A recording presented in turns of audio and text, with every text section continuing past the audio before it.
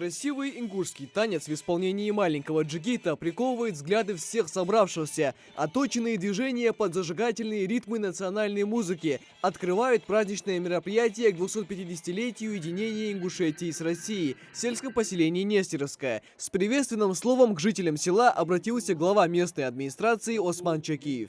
Я хочу поблагодарить за организованность. Школьные учреждения, Дом культуры, кто сегодня участие принимает. Я рад слушал, Алсей Дончин, ход ваша передача, ход метигей ваш, Далдиш Мудолчин, Далбатиш Туадолды, Агарлилы, Беркатин. Праздник 250 лет с Россией – это еще один повод вспомнить, что все мы являемся гражданами одной большой и великой страны. Подтверждение этому – паспорт Российской Федерации – самый важный документ, который обязаны иметь все, кто достиг 14-летнего возраста. Он знаменует для юных граждан начало взрослой и самостоятельной жизни, и получить его в такой важный день радостно вдвойне.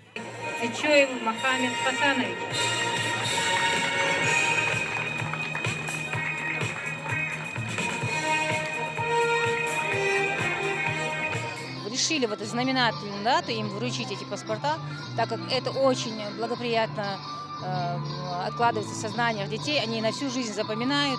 Еще совместно с этим праздником великолепным, с Днем воссоединения Ингушетии с Россией, добровольное воссоединение, решили в этот день отметить вот таким образом в рамках акции «Мы граждане Российской Федерации».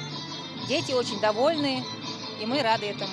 Помимо яркой музыкальной и танцевальной программы, для гостей организовали выставку декоративно-прикладного искусства и мини-ярмарку «Дары осени». Воспитанники 3-й школы приготовили для жителей всевозможные поделки из овощей и фруктов. На создание этих шедевров при поддержке учителей и родителей ушел всего один день. На нашей территории, вот Нестеровская 3-я школа, учащиеся школы совместно с родителями подготовили различные поделки именно вот из природного материала, из даров осени. Если мы посмотрим поближе к выставке, подойдем, мы с вами увидим, посмотрите, это обыкновенная капуста, ребята представили ее как осеннего краша. Далее из лука, из картошки, из подсолнуха и различные, из ореха сделали вот такие лесные часы, посмотрите, пожалуйста. А на соседних столиках можно увидеть вырезанные из дерева национальные фигурки, предметы быта, картины, цветы из бисера и многие другие работы, которые ребята сделали своими руками. Каждое изделие – это долгий и кропотливый труд, но в честь праздника школьники постарались на славу и успели продемонстрировать публике народное творчество. Вы видите, сколько работ наши дети делают. Все это руками детей мы делаем. У нас в неделю 3 дня этого кружка, по 2 часа каждое занятие. Дети возрастные по группам, по возрасту, начиная от 4 класса и кончая 8-9.